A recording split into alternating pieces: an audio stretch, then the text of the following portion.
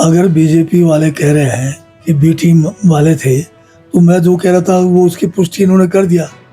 और इनकी चाल थी कि भाई बी टीम को जो है ए टीम में जोड़ा जाए, वो भी बात ही अपने मुख से कह रहे हैं। तो इसका मतलब हम जो कह रहे थे वो ठीक ही कह रहे थे। मेरा सिर्फ ये मानना है कि जो लोग कांग्रेस की विचारधारा के खिलाफ दिखावते कुछ है, करते कुछ है, जो भीतरघात करते रहे, इतने सारे चुनाव हुए, कभी भी ये लोग जो है कांग्रेस के साथ नहीं खड़े हुए, ये लोग जो है अपने गांव में साथ नहीं रहे, ये लोग जो है बीजेपी के लोगों के साथ अंदर खाते मिलकर कांग्रेस को कमज़ोर करते रहे।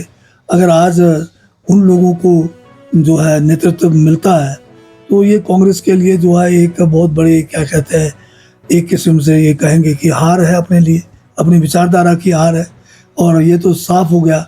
नहीं तो बीजेपी वालों को क्या लगा है कि कांग्रेस में कोई बने या ना बने, उन्हें क्या लेना है। वो इसलिए खुश है कि उनका जो बी टीम था वो अब ए टीम में आ गया। यही तो सबसे बड़ी बात है कि जो स्लीपिंग सेल कांग्रेस पार्टी के अंदर है, जिसकी बात हमारे माननीय पार्टी के जो है उपाध्यक्ष राष्ट्रीय राहुल गांधी जी करते हैं कि पार्टी के अंदर बहुत सारे लोग हैं जो स्लीपर सेल है।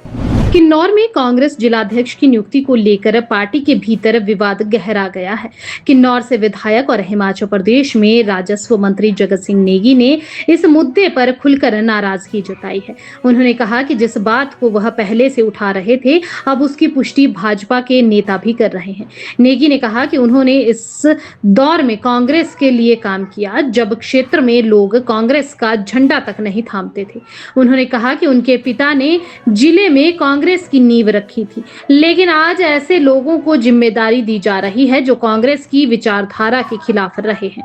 उनके अनुसार जो लोग चुनाव हारते हैं और उन्हें ही नेतृत्व सौंपा जाता है, तो यह विचारधारा की हार है।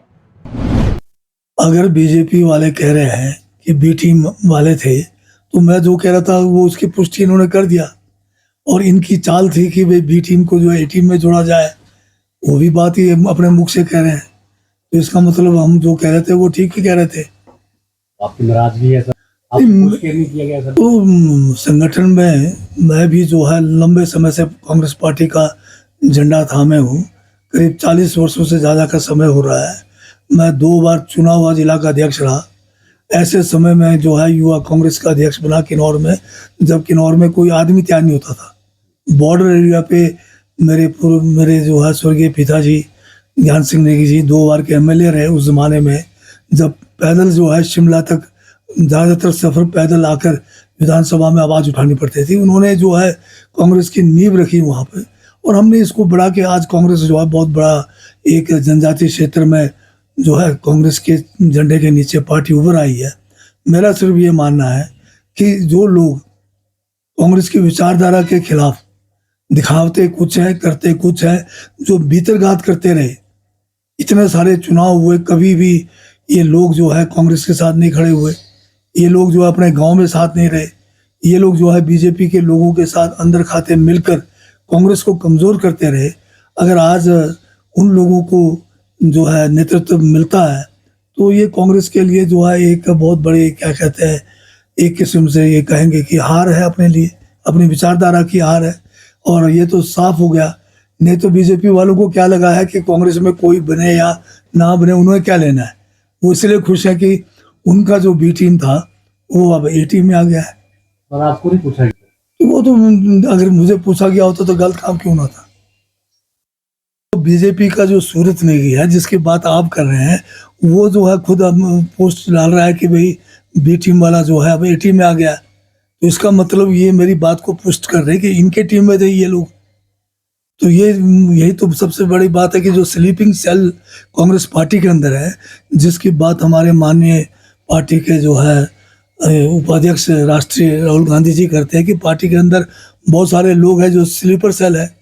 ये ठीक है कि कुछ जगह पे ये लोग फोटो, ऐसे जगह पे अपनी फोटो लगा लेते हैं कि लगता है कि ये बहुत बड़ा आंदोलन कर रहे हैं। अब एक आंदोलन में क्या होता है, हजारों कार्यकर्ता उसमें भाग ले रहे होते हैं, चंद लोग आगे जाके बैरिकेड के ऊपर खड़े हो जाते हैं और वो अपनी फ़ोटो ले लेते हैं। तो फिर जो है ऐसा लगता है कि यही लोग थे जो उस आंदोलन में थे। वहाँ भी उन्होंने क्या किया, बैरिकेड तोड़ना कोई हमारे आंदोलन को पक्का थोड़ी करता है। आंदोलन तो हम संवैधानिक तरीके से करते हैं। एक लिमिट होता है, उससे आगे जा नहीं सकते आप, किसी ऑफिस में घुस नहीं सकते, पर आप बैरिकेडिंग को तोड़कर अपने कपड़े फड़वा देते हो और उसका फोटो लेकर आप ये दर्शाते हो कि आपने बहुत बड़ा जो है पार्टी हित में काम किया, राष्ट्र हित में काम किया।